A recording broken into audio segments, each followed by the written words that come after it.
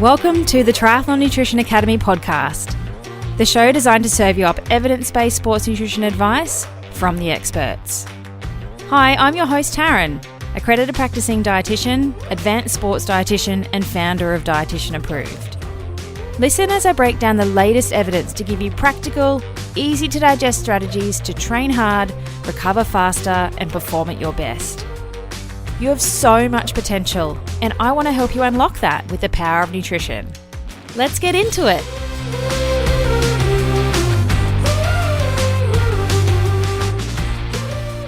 Welcome to the Triathlon Nutrition Academy podcast, Alan. Thank you. Thank you for having me. It's so good to have you. I can't think of anyone better to talk about sodium and hydration than you. So thank you for joining me. Oh, pleasure. No, it's great to be here.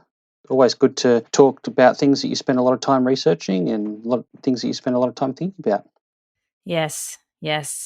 Now, I wanted you to help me answer the question, do we need to take salt tablets? That's the main thing that I wanted to talk to you about today, but I know we have to kind of take a step back from that to understand that first. But before we do that, could you introduce yourself for those people that don't have any idea who you are and how you landed into being the sodium master? Sure. Don't know about sodium master. Sounds like I put salt on my food or something. I've been accredited sports dietitian for about 17, 18 years, something like that. Worked in a variety of settings, private practice working with a lot of recreational athletes, but also, elite and professional level. I worked in academia. I'm a lecturer now at Monash Uni in Melbourne. Did my PhD there around sodium. So obviously what we're going to get into today. But I've also worked for Triathlon Australia. So I'm a consultant for them for their high performance program. So for their Melbourne-based athletes or one of their Melbourne-based coaches, Danielle Stefano. So I've been doing that for about 3 years now. So it's good to sort of work through that whole kind of Olympic cycle and try and get those guys and girls to Tokyo for both Olympics and Paralympics. And how did you come to do your PhD in sodium? It's an interesting question, actually. I already had one kid. Child number 2 was not on the way at that stage. But I sort of thought mortgage, kid number 1, PhD is probably not going to be financially viable. I sort of thought that opportunity had kind of passed me by. And I just happened to meet Ricardo Costa at Monash University, who had just moved over from the UK actually to set up sort of the sports nutrition program at Monash. And he sort of said, well, I need someone to help with the teaching side of things. Do you want to do a PhD along with that? And you can join us and do both. So I thought, oh, great. Here's a role that's actually going to pay me enough to feed my kid and pay the mortgage and do some really cool research. This is one of the things that I always wanted to do. So why not? It's often one of those things with a PhD project where the project is already there and the topic and you come in to do the project. But in this case, I sort of walked in and it was like, well, what do you want to study? So it's pretty unusual you get that kind of blank piece of paper to start with. So I sort of looked at the literature and said, well, what are the gaps in research? What are the things that we need to know a bit more about? So, we know a lot about carbohydrate. We know quite a lot about protein. There's a lot of research in those areas. Same with fluid to an extent.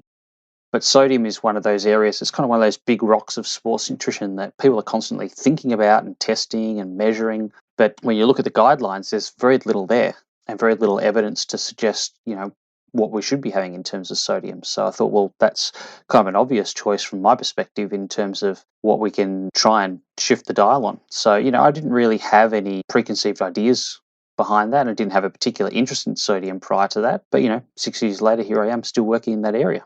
And that's why you're the sodium master. Something like that, yeah. So before we get too deep into some of the science, I think we need to set the scene around sodium and why sodium? Why do you think sodium's even important at all?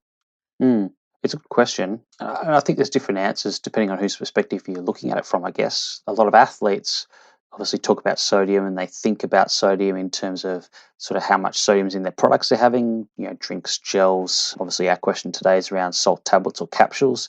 So why is there sodium in all these products? Well, primarily because when we sweat during exercise, sodium is the main mineral that we lose in our sweat during exercise, along with chloride. We lose a small amount of potassium. We lose a tiny amount of calcium, iron, magnesium, calcium, but really tiny amounts for those. So it's pretty trivial, to be honest. So by far the main one that we lose is sodium. So just to give you an example, we lose about 40 millimoles of sodium per litre of sweat. In contrast to that, potassium is only like 3 or 4 millimoles per litre, and things like calcium are down to like 1 or less than 1 millimoles per litre, and the others are even less than that. So you can see how much greater the contribution of sodium is to the overall sort of electrolyte losses in sweat. I guess the other reason we tend to think about it is because when we look at what's in our blood floating around, we've obviously got the water component, but then we've got all the different bits and pieces, the cells and proteins and enzymes and things, and then we've got the minerals or the electrolytes that are in there, and sodium, again, is the primary one that exists within that. And so it has a big influence on the water, so the way the water moves around the body, but also how we either retain or offload excess water. Put all of those things together, and you obviously add in the fact that we're losing a lot of fluid during exercise and drinking a lot to replace. We're losing some sodium during exercise, obviously, and then potentially replacing that. So that's sort of how it all comes together, and why sodium's the important one. So people have kind of run away with sodium a little bit.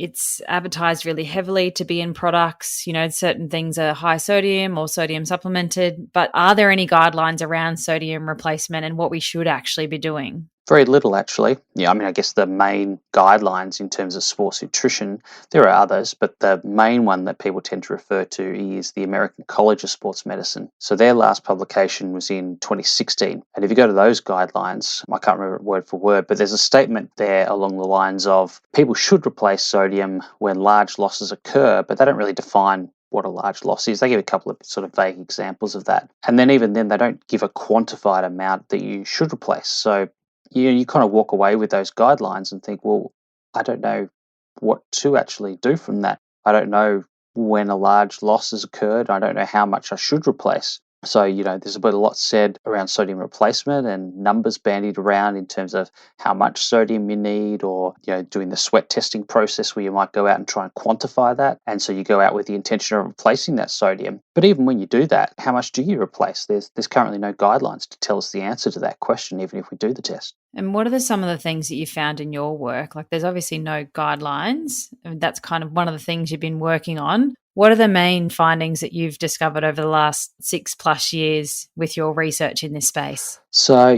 we sort of looked at it from a few different angles. One of the first things we did is go out and look at what athletes actually think about sodium currently. So what are their current practices and how do they think about it? And that was interesting in itself.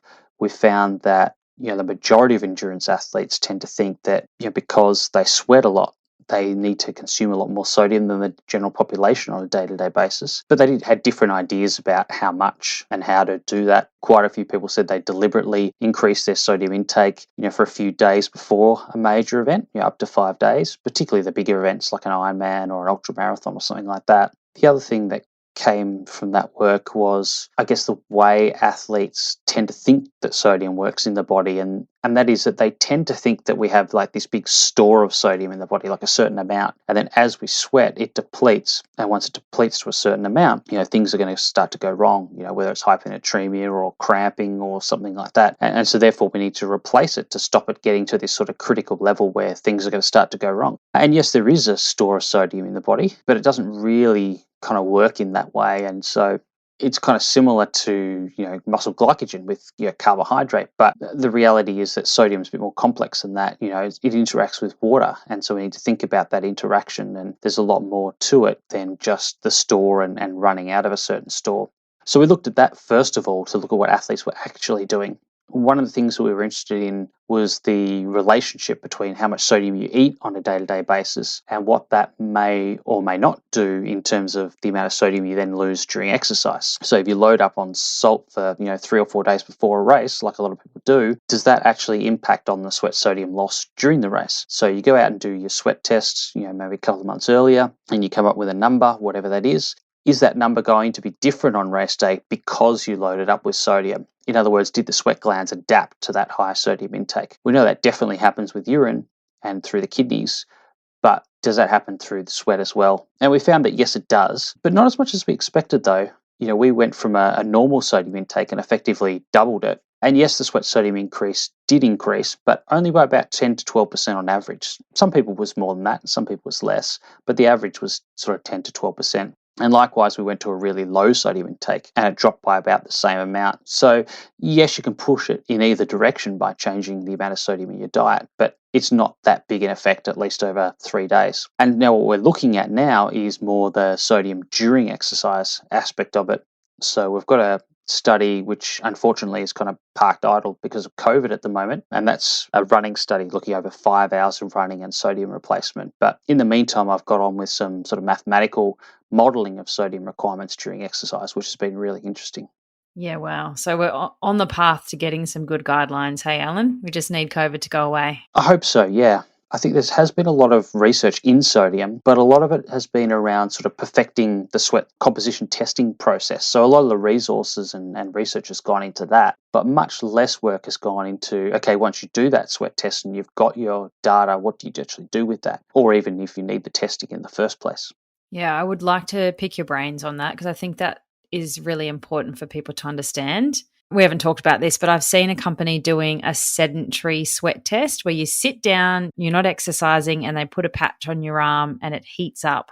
And then it makes you sweat underneath that patch and they give you your sweat sodium concentration based on that. Yeah, that was designed originally for diagnosing people with cystic fibrosis, actually. It's been around for several decades because people with cystic fibrosis have a genetic mutation, so their sweat glands don't work in quite the same way, so they get a much higher loss of sodium in their sweat compared to normal people. So you do that test and you will get a higher value compared to people without CF. But in terms of whether that's valid during exercise, I've never actually seen a study that's validated that to show whether the sweat loss from that method reflects what's actually going to happen during exercise. And look, I suspect the answer is no, partly because when you do the patch test sitting around, you apply the pilocarpine, which is the medication you add to make the body sweat. You can actually change the sweat rate by adjusting the amount of pilocarpine you give, and we know that the sweat rate actually affects the sweat sodium concentration. So if you apply more or less pilocarpine, you'll get a different result. But similarly, during exercise,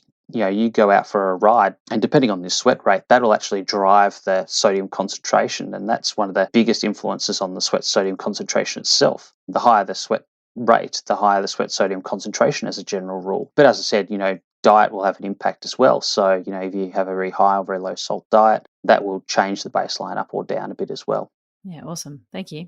So you've done some research in athletes' practices and what their current thoughts are and thinking around sodium, and then also your sodium intake in your day-to-day diet and how that affects then your sweat sodium concentration when you do exercise. And so in as little as 3 days, it does affect your sweat sodium concentration, but not that much, like 10 to 12%. Yeah, exactly. Not enough to really go, oh, geez, it's gone really high or low. 10% difference is not really going to be that meaningful in the real world. What about for an Ironman athlete, though, that's potentially doing something like Kona? A lot of those guys sodium load once they get to a hotter environment and they increase their urinary output and potentially increase their sweat sodium concentration as well. Would there be much implications for an athlete like that that's out there for 9-10 hours in the heat? On sweat sodium concentration, I'd still suggest no. A 10% difference, like Ironman, 10 hours plus, is that going to add up over time? Is it going to be important? But I'd suggest no, because when you have a day-to-day variance in sweat sodium concentration, that can be over 10% anyway. So, I don't think that's outside the normal variance you would kind of expect from one session to the next. Kona this year to Kona next year, something like that. So I don't think that difference is important. In terms of the loading up on sodium in the days before and what that does, is it helpful? The vast majority, like 95% plus of the extra sodium you consume is going to be peed out in the days before exercise because that's what the kidneys are designed to do. So, people think about sodium in terms of loading up and yes, you will store a little bit, but the amount is pretty small. And to be honest, you can achieve the same thing in the 2 or 3 hours before exercise. You don't need to do it, for 2 or 3 days to get that same effect. Yeah, excellent. Is there any other sneaky work you've got underway that we can talk about? There's the 5-hour study, as I said, that's sort of halfway through at the moment, which has been sort of COVID interrupted. Probably the mathematical modelling stuff is the stuff that I'm really interested in at the moment. So that's taking some equations that were designed originally for giving intravenous fluids in hospitals to work out, okay, so if someone comes in to hospital and they've got a really high blood sodium concentration or a really low blood sodium concentration, and that can be for various different reasons that have got nothing to do with exercise. How much fluid do I need to give them? How much salt do I need to put in that IV fluid to get them back to, kind of a normal blood sodium concentration. So, it was designed originally for that purpose, but 12 years or so ago, some researchers looked at that in the context of exercise, and they found that, as long as you aren't over drinking during exercise, it is actually a pretty good indicator of what's going to happen during exercise and using sweat sodium losses rather than urine losses. So what I've been doing now is applying that equation and kind of flipping it around, because the original equation says, well, I'm going to put in what my blood sodium concentration is now, how much water am I drinking, how much am I peeing out, how much sodium potassium am I consuming, how much of that am I peeing out, and what does my final blood sodium concentration look like. So I've kind of flipped that around and said, from an exercise point of view, what we're really aiming for is to have the same blood sodium concentration at the end of exercise as what we had at the start, without having to tap into those stores that I talked about earlier. You can rearrange the equation. So you can say, well, we've got a certain amount of fluid loss from sweat, we've drunk a certain amount, we've got a certain sodium loss, which we work out from a sweat test. And then the other part of the equation is the sodium intake. So we can use that to be the part that we want to know. So, we can rearrange the equation and say, well, under the conditions of this scenario, how much sodium do I need to consume or replace to maintain a stable blood sodium concentration? Because as far as we can tell, really the only bad things that can happen from a sodium point of view is to do with that concentration, particularly when it goes low in terms of hypernatremia, rather than the body's normal level of sodium depleting per se. Wow, that's so exciting. So nerdy and so exciting. Yes. Ended up creating up all these three-dimensional bar graphs, which are a bit trippy. How far away do you think that is, having that finalised in a way to be able to really sort of give it a good crack? Oh, it's ready. So the Sports Dietitians Australia conference is on in a couple of days' time from the time of this recording. So there's a poster there that looks at a couple of practical examples of that. The more theoretical aspect was published in a review paper a month or two ago. So that's out already. So what I did for that is looked at sort of different scenarios. So different sweat sodium concentrations, different sweat rates, different body weights, different starting blood sodium concentrations. Try and look at what are the things that are important to try and predict, whether you need to consume sodium during exercise or not. And, it depends on how you phrase how much sodium you need. So in this case, I did it in terms of, what's the percentage of my sweat sodium loss that needs to be replaced? So, do I replace 20%, 30%, 60%, whatever it is? And when you do it in percentage terms, you get this really clear model that forms, and you find that a lot of these variables actually don't matter. So the starting body weight doesn't matter, the sweat rate doesn't matter, the duration doesn't matter, the starting sodium concentration doesn't matter. The only things that matter are what is the percentage of your sweat fluid loss that you're replacing. So, you're drinking 60% of your sweat losses, 70%, 80%. And basically, the more you drink, the more sodium you need. And it only really kicks in as an important factor, the sodium, once you get above 80%. And then the other thing is the sweat sodium concentration. So they're really the only two things that matter. And I guess when you think about it, when you go back to the equation, they're really the only two things. It's the change in total body water, the change in electrolytes. So, it kind of makes sense that they're the only two variables that will affect things. But, when you graph it out, it really becomes clear. Okay, I've got some reading to do. Yeah, it was a really cool exercise, actually. Good thing to do when you can't do any research is to do, non-participant based research. But it came up with some really interesting answers and I guess a different way of thinking about it. And some of that was prompted by that study I mentioned before, the 5-hour study, which we're sort of halfway through. Once we started getting results in from that one, we were giving people sodium in capsules and we were sweat testing them first, working out what their sodium loss was, bringing them back and then running them for 5 hours in the heat, and then giving them capsules to replace exactly the sodium loss that we were predicted from their sweat test prior. And we were replacing 100% of that sodium loss in that study. And again, there's no guidelines currently. So do you replace 50? Do you replace 100? We went with 100% because a lot of athletes and even some practitioners in the past, that's how they've done it. They've said, you lose 1,000 milligrams per hour of sodium, so you should be taking 1,000 milligrams per hour of sodium. So what we realized from that was that amount was just simply unnecessary. It wasn't, preventing people's sodium going down. If anything, it was making their sodium go up more. So that's when we stopped and thought, well, hang on, doing this as like a flat replacement of sodium when you're not drinking to replace every drop of fluid, essentially you're over replacing the sodium relative to the water that you're replacing. And it's the balance between the two that's the most important thing. So, yeah, that's sort of what prompted me to go back and use these equations to try and model things. Yeah, so cool. Let me know if this sounds like you. Do you feel exhausted by the end of the training week? Do you crave sweets in the afternoon and feel like you need a nap? Training for 3 disciplines can be absolutely exhausting if you haven't dialed in your nutrition. It can be frustrating when you can't quite piece together the solid race performance you know you're capable of, and confusing when there's so much information out there, but you're not sure what's the right method for you. My goal for you is to unlock your true potential and feel like a supercharged triathlete. Firing on all cylinders, full of energy, and not only smashing quality training sessions, performing in every race too. If you're finally ready to start nailing your nutrition, join a powerful community of like-minded athletes in the Triathlon Nutrition Academy program.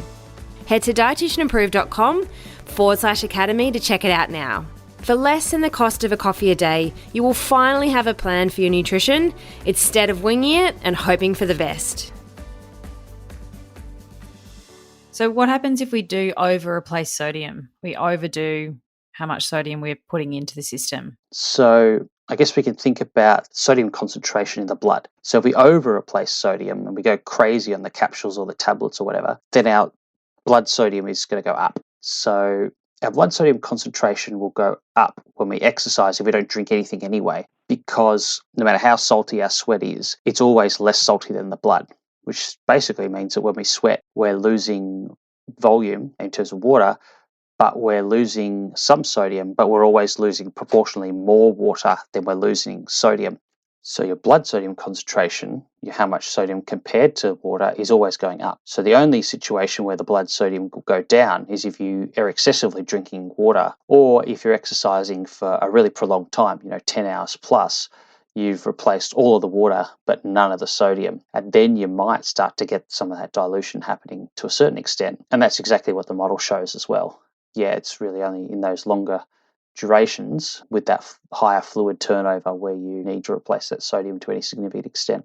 So having that sodium will do a couple of things. Your kidneys will retain more water, but also you'll have a much greater thirst sensation. So you'll have that drive to drink more fluid. So, people intuitively know this. If you have something that's really salty, solid food, you'll get thirsty and you want to drink more. The other thing that happens if your osmolality goes really high is that your sweat rate can actually drop a little bit. And so while some people might think, oh, that's a good thing, actually you're then getting less body cooling going on. And so that affects then your body temperature and therefore performance.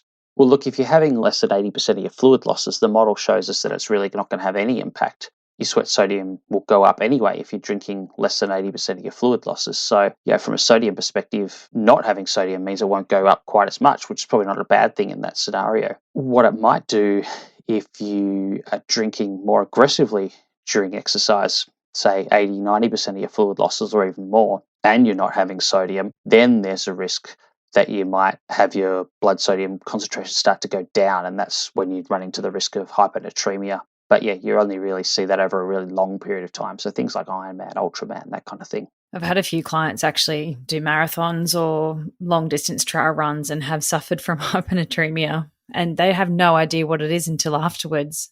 Absolutely. 15 people, I think, have died since 1980 of hyponatremia, since people started looking at this. And those numbers are pretty small, granted how many people you see on the start line of every trail run, Ironman, marathon, etc. But it's pretty preventable. And the irony is some of those cases now are people that got the hyponatremia before they'd even started exercising.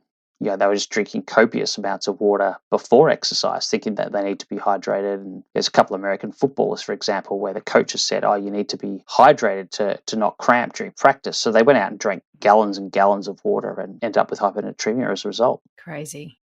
So if we don't replace any sodium, nothing's going to happen unless you're doing events that are maybe sort of 10 plus hours in duration. Pretty much, yeah. And I mean, there's a couple of ways you can think about this. There's, I guess, the way that we traditionally think about it, that, you've got that whole body store of sodium. And if you lose too much of that, something bad's going to happen. And up to 10 hours of exercise, realistically, you're never going to lose more than about 5 to maybe 8% of your total sodium stores. Like, it just can't happen realistically. So, it's very unlikely that you're going to see any problem in that context.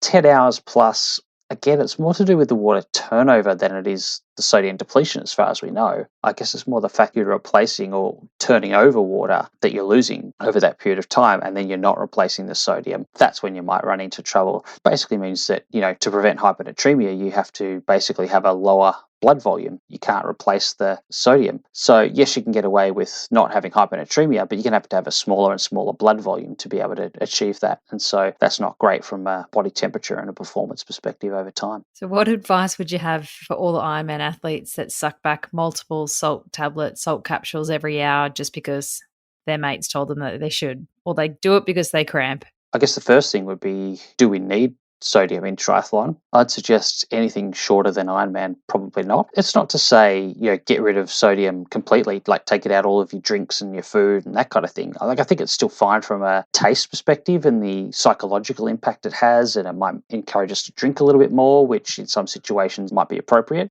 But I guess in those contexts, we don't have to go out to consume a specific amount of sodium. It's more, I guess I call it sort of seasoned to taste.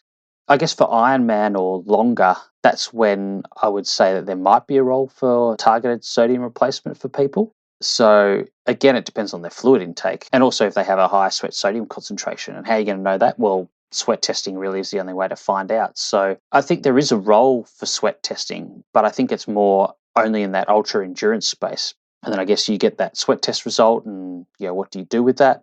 So you can stick it into this mathematical model that I've been talking about. But the long story short, even if you stick it in that model, the most sodium you need across any of the scenarios that I looked at, less than 70% of your losses need replacing. But in the majority of cases, it's more like, 20 to maybe 50, 55%. So again, it's not replacing every gram of salt you lose. It's probably somewhere between a quarter and a half is all you need to replace. Yeah, wow. Much less than what athletes are doing in practice. So you'd recommend things like salt tablets, salt capsules for endurance stuff, sort of 10 plus hours. I'm thinking also some crazy trail runners. I've just had a client do a 160K trail run. It doesn't necessarily have to be capsules or tablets. Like it can still be food and drinks and gels and that kind of thing. But sometimes those things might be easier in terms of having more that control of how much you're getting. But I guess in that context, though, you have to know what's in your capsules and how many you need to take. So you're not just popping them for the sake of popping them because you think you need them. You're going in there with a specific plan of I need 600 milligrams an hour, 800, whatever it is. And then that works out to be, one capsule every 45 minutes or one capsule an hour or, whatever it works out to be. So there's plenty of times that I've used them for ultra endurance athletes, but it's been a bit more planned rather than just popping capsules for the sake of it. Is there any difference between the absorption of a tablet versus a capsule? It's a funny story, actually. So during my PhD, we used capsules. I mentioned the high versus low sodium diets. So what we did was gave them all their food and we made it really low in sodium. And then we gave them salt capsules to have a really high sodium diet on top of the food, or placebo capsules. So they were getting no extra sodium, and that kept the overall sodium in the diet really low. And so I started experimenting around with the sodium capsules. And I knew from a colleague of mine I used to work with at a hospital that she'd done some research in a clinical setting using sodium capsules. And she said, just be careful because a lot of people get quite nauseated from the salt capsules. So I thought, well, how many am I going to need for this study to have in a single meal? I thought, 4 capsules about the most. So I had some leftover capsules from another study, took 4 of those, and within 10 minutes I was in the bathroom vomiting it up. So if you dump a big load of salt into your stomach in a short space of time, you'll get either very nauseated or be actually vomiting. So I learned very, very quickly that you need to slow down the release of sodium. From food, it's fine because it's sort of padded out with all the other bits and pieces in the food, and it's not that concentrated. So it's not just dumping as much into your stomach. But with the gelatin capsules, as soon as they touch liquid, they just completely dissolve and release the contents. But a lot of the commercial salt capsules on the market don't use gelatin. They use cellulose casing. And that does break down more slowly and therefore, releases the sodium a bit more slowly. And that's generally better tolerated. So for my participants where we had to have quite a few in one hit, they would do that, but they would take it with meals, try to dilute it into the food and fluids they were having as well as the cellulose. But during exercise, you're generally not going to take 4 in one hit. So generally it's not as much of an issue, but the tablets that don't have any coating might increase the risk a little bit more compared to the capsules for that reason, that quick dump of salt. I love how most researchers test things out on themselves first before giving it to participants. I remember reading a study that was around like the interactions between sweat glands and the kidneys. So this was 1957, and there's only one author in the study. And it turns out that the author basically studied themselves 48 times. So there were 48 results, but it was all the one person. So I'm pretty sure it was the author themselves that did that. Oh, no. Okay, so it doesn't necessarily matter what form we do replace sodium in, as long as it's controlled and is not necessarily warranted for shorter events. Yeah. The other thing I'd say about the form of sodium, and this is the big unknown really, is when we lose sodium from the body, whether it's from our kidneys in urine or through our sweat glands or sweat, the chloride and the sodium always pair up and they always leave the body together. So if you have a low sweat sodium, you'll always have a low sweat chloride and vice versa. So if you're taking salt during exercise, sodium chloride, you're kind of replacing it as it's lost, so to speak. But a lot of the sports nutrition products on the market now are using sodium citrate rather than sodium chloride, mainly because it tastes better. But the $1 million question here, which no one's really answered, is, okay, so you're going for 10 or 15 or 20 hours of exercise. You've lost a whole bunch of sodium and you've lost a whole bunch of chloride. So you've replaced all of the sodium, but none of the chloride. What does that do? The answer is we don't really know. It's never been studied. What I would say is it's probably nothing too bad because we don't have this, epidemic of problems that have occurred since a lot of companies started making their products with sodium citrate rather than sodium chloride. Do you know how long ago they made that switch? Probably the last 10 years, you've started to see more products using sodium citrate rather than sodium chloride. I mean, I guess a lot of your traditional brands of sports drinks still use salt, sodium chloride, but a lot of the newer ones that are often marketed at niche areas like ultra distance events, triathlon, those kinds of things, they're the ones where more often you're starting to see the use of sodium citrate in them instead. So check your label, people. Mm. So we've mentioned sweat testing a couple of times. Is there benefit to doing sweat testing? And how do you go about doing it properly? So I think my conclusion from this, and this is one of the main reasons I did the PhD, was to look at the whole role of sweat testing in all of this, and also, sodium guidelines for during exercise. But I think from that and from the mathematical modelling that I've done since, my opinion on the sweat testing is that anything less than Ironman distance for triathlon is probably unnecessary because you're unlikely to replace fluid to the extent where a significant amount of sodium is going to be necessarily that helpful for you. For me, it's really those longer events where you have to replace closer to 100% of your sweat fluid losses because the deficit's going to accumulate over time. So, you're going to get closer to that 80% fluid replacement, and your thirst is going to dictate that to a degree. So that's where I see the value potentially in sweat testing. In terms of the method aspect of sweat testing, yeah, it's a really important one because there's some, pretty dodgy sweat testing practices out there, unfortunately. The key thing to realize is sweat sodium losses during exercise vary quite a bit. The second thing to realize is that the sweat sodium loss at one site of the body doesn't necessarily reflect what's going over the whole body. So in the perfect world, what you do to capture sweat is to capture sweat from the whole body at the same time. There is a technique in research for that, which basically amounts to exercising in a giant plastic bag, and all the sweat falls to the bottom or sticks to your skin, and when you finish they basically douse you in a whole bunch of either deionized water or chemical of some sort to wash all the sweat off. The bike is still sitting inside the plastic bag, so you've got the bike doused in chemicals, you've got this lovely soup of sweat and chemicals and dirty clothes at the bottom of the bag, and then they basically swish it all around, mix it up, and then take a sample of this lovely soup at the bottom of the bag and then analyze that, and obviously have to account for the volume of the chemical that's been added. So there's a whole bunch of problems, as you can imagine, with this from a practical perspective.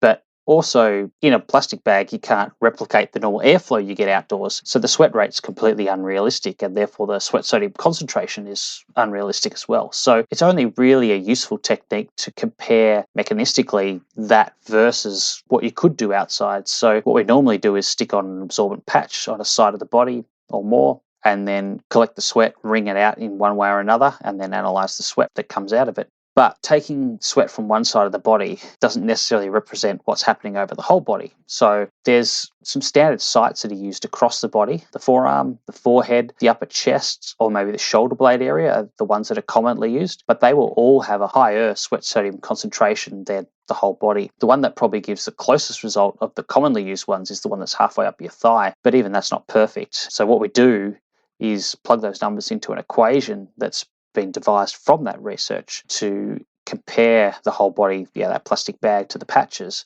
and then you can plug in the values we get from the patches to estimate the whole body amount. So a lot of people just think that, you can stick a patch on an arm and get a result back from that, and then that's your result. But if it's 40 millimoles per litre at your arm, the whole body value is significantly less than that. So you need to make sure when you get your result back, is the result calculated for the whole body, or is it just calculated for that particular site? Yeah, perfect. Thank you for clarifying that. I've seen a number of reports come from athletes that have had a test and have asked me to decipher it. I think one of the challenges with sweat testing is you get a number, just like doing a body composition scan, like a BIA scan, you get data, but it's what you actually do with that data that's the most important step. And that's often missing with a lot of sweat tests and, stick a patch on, post it out and do it yourself at home. What do you then do with that information so that we are replacing what we need or don't need, and doing that with hydration as well? Completely. And, just because you get a number, don't hold on too closely to that number, because we suspect it probably varies at least 15% day to day. So, you do that test 3 times in 3 weeks, you'll probably get 3 different numbers that are up to 15% different from each other, even under identical conditions. So don't hold on to that number too tightly. The second thing is that on any given day, you go out and do 3 different marathons. You can have 3 different sweat rates, and therefore, even if the test was consistent every time, in the real world, you're going to get 3 different results. So I guess the point there is that the sweat test gives you a ballpark figure, but it's not a perfect number that you have to hit exactly. It's only giving you that ballpark. And I think that mathematical modeling, as I was saying before, the biggest driver of the need to replace sodium is how aggressively you replace your fluid losses. Yes, the sweat sodium concentration does come into that, so it's useful information. So it's good to know if you're at the higher or the lower end, but you don't need to know whether it's 45 versus 48 millimoles per litre. It's really just about saying, am I at the higher end or the lower end or somewhere in the middle? And for me, I think that's the value in sweat testing, just to work that out, and then putting that together with your fluid replacement strategy, which really should come first, because that's the part that affects hydration and impacts on performance. And then the sodium really comes along and complements the fluid replacement rather than the other way around. One of the biggest reasons I love doing sweat testing with people is to do the hydration component, because they often turn up already dehydrated and have no concept of what type of sweater they are. And often the ones that are having issues are the ones that are really heavy sweaters, are sweating like upwards of 3+ liters an hour.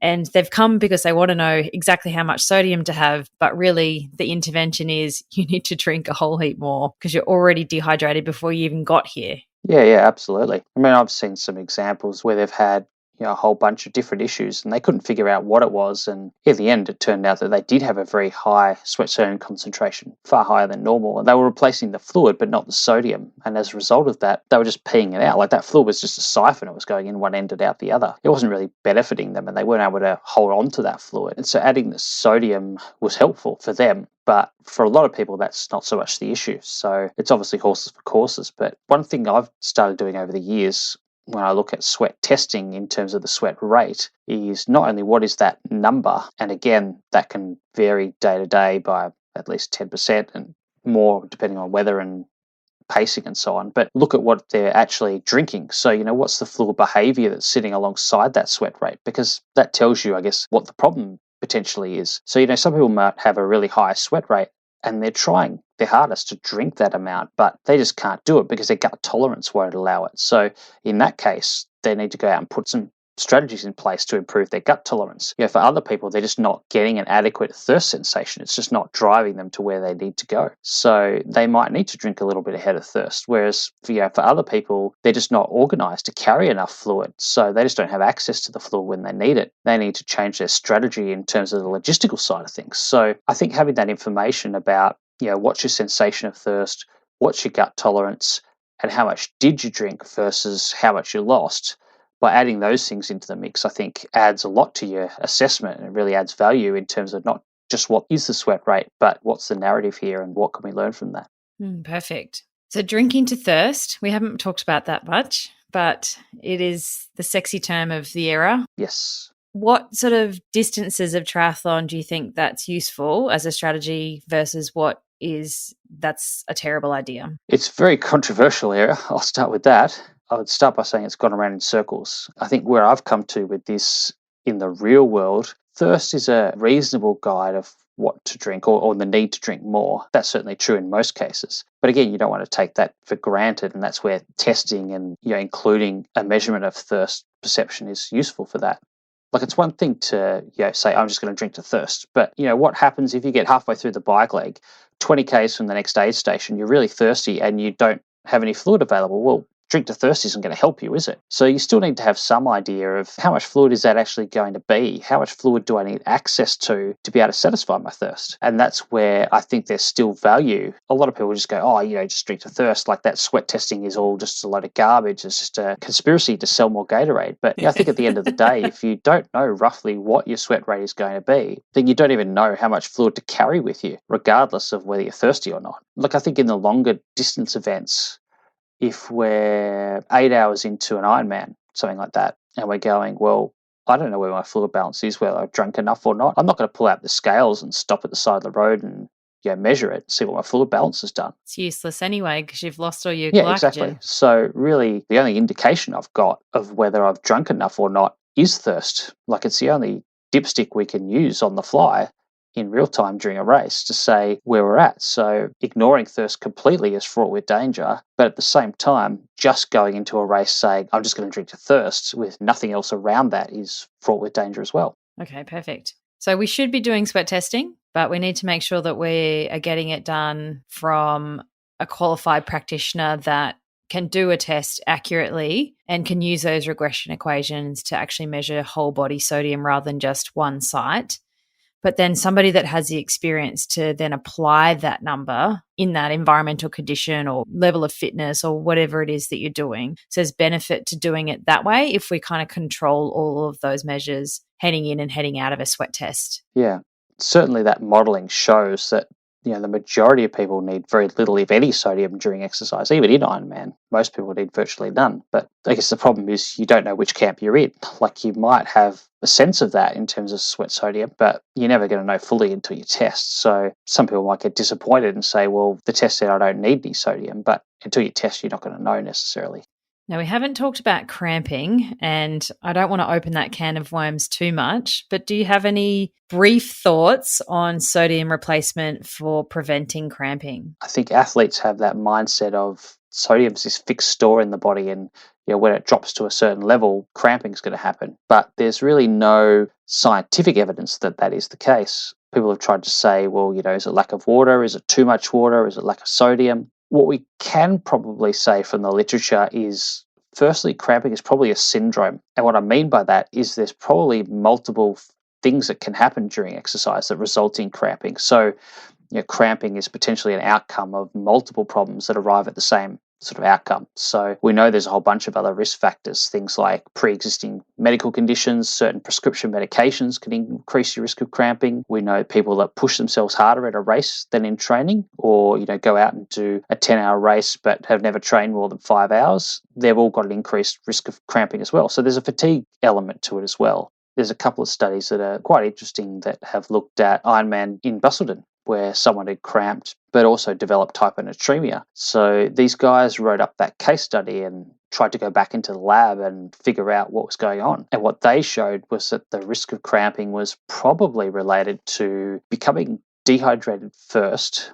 So when I say dehydrated, loss of fluid, so blood sodium concentration has gone up, and then they suddenly drank a whole lot of pure water very quickly. And if they did that compared to drinking water with quite a bit of sodium in it, the pure water tended to increase their cramping risk. So for me, this is not a lack of salt per se or lack of sodium. It's probably the sudden dilution of the blood with the water. And so what happens if you suddenly dilute the blood like that, what you're going to see is a shift of water into the cells. And so it might be this rapid movement of water into the cells that is increasing the risk of cramping rather than the lack of salt or sodium per se.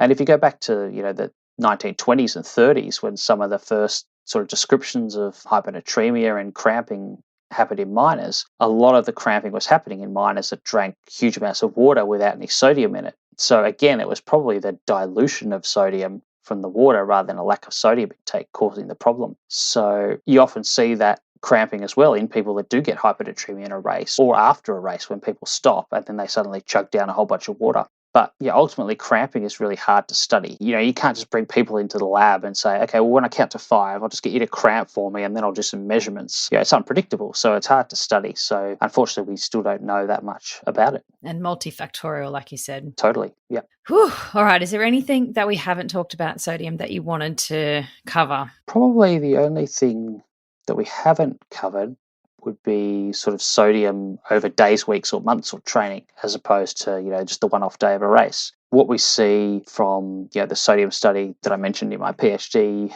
and you see it in countless other studies as well, is that your sweat glands will adapt to some extent, but your kidneys adapt within hours of changing sort of your day-to-day sodium intake. If you go really low sodium, you'll just pee out a lot less sodium. So really, your kidneys and sweat glands are going to outsmart you. So there's probably no point deliberately upping the sodium just because you're doing exercise, because your kidneys are going to take care of that, and to some extent the sweat glands. You can shift that balance out of whack in a single dose of exercise, but over 2, 3, 4, 5 days of training, your kidneys and your sweat glands are going to adapt to the day-to-day level of sodium intake and the deficit you've had. So at this stage, I don't think there's any real scientific evidence that we need to deliberately increase the sodium we eat on a day-to-day basis. So if somebody's a heavy sweater, would it be beneficial for them to start to lower their day-to-day sodium intake to lower their sweat sodium concentration? Possibly. Yeah, as I said, the drivers of sweat sodium concentration are the fluid intake and the sweat sodium concentration. So they're going to vary depending on the weather and the intensity and that kind of thing. So if you're going to do a test, should you go on a low sodium diet to reduce it? Maybe. It's hard to say. I mean, no one's really sort of done that over long term as a deliberate strategy, as far as I'm aware, and then sort of test it again, follow that up to see what impact it's had. Theoretically, it should have some effect, but how much, how prolonged the effect is, how useful it is, I guess we just don't know. There's a few good topic ideas if anyone listening wants to do their PhD in sodium. Yeah, I've probably got another 5 PhDs lined up if anyone wants to do one. We'll put the call out for you. I've got one final question for you, Alan. Mm-hmm. If you could go for a long ride with anyone, dead or alive, doesn't matter, who would it be? Oh, that's a good question. I hadn't thought of that. Well, I guess the first question was, you deliberately ride with someone who is a cyclist or just someone else? Interesting. I think I'll go with a cyclist answer just because it's easier. Maybe Matthew Van der Poel, maybe Tadej Pogacar. I just missed out on working with him actually by about 6 months. The team I used to work for, they folded, and then all the sponsors and some of the riders merged across to another team based in Slovenia, and Tadej was under 23 riding there at the time. But my PhD was going. I had 2 kids at that stage that I wasn't going to come across and work with them. But had I done that, I would have been a sports dietitian as an under 23. So yeah, maybe him. Yeah, cool. You want to ride with really epic cyclists. All right, awesome. Thank you so much, Alan. Sodium Master. See? You've definitely earned that term. I think you should claim it. You can call yourself that at our Sports Dietitian conference in a few days. I have to change the title on my email signature. Yeah, Alan McCubbin, Sodium Master. If people want to find you, how do they find you? So yeah, a couple of different ways. So I do a little bit of private consulting, not very much these days, to kids in an academic job, and a podcast makes it pretty time poor. But Next Level Nutrition is a business. So if people want to contact me that way, they can, or through Monash Uni. So if you just Google my name and Monash Uni, you should find my email address. The other one will be Twitter, Next Level Nut. So NEXTLVLNUT is the Twitter handle. I'll put that link in the show notes for you so people can click on it and go check you out. Well, thank you so much, Alan, and I'll see you in a couple of days at the conference. All right, thanks. Thank you so much. Thanks for joining me for this episode of the Triathlon Nutrition Academy podcast. I would love to hear from you. If you have any questions or want to share with me what you've learnt, email me at podcast@dietitianapproved.com. You could also spread the word by leaving me a review and taking a screenshot of you listening to the show. Don't forget to tag me on social media at dietitian.approved so I can give you a shout out too. If you want to learn more about what we do, head to dietitianapproved.com. And if you want to learn more about the Triathlon Nutrition Academy program, head to dietitianapproved.com/academy. Thanks for joining me, and I look forward to helping you smash it in the fourth leg. Nutrition!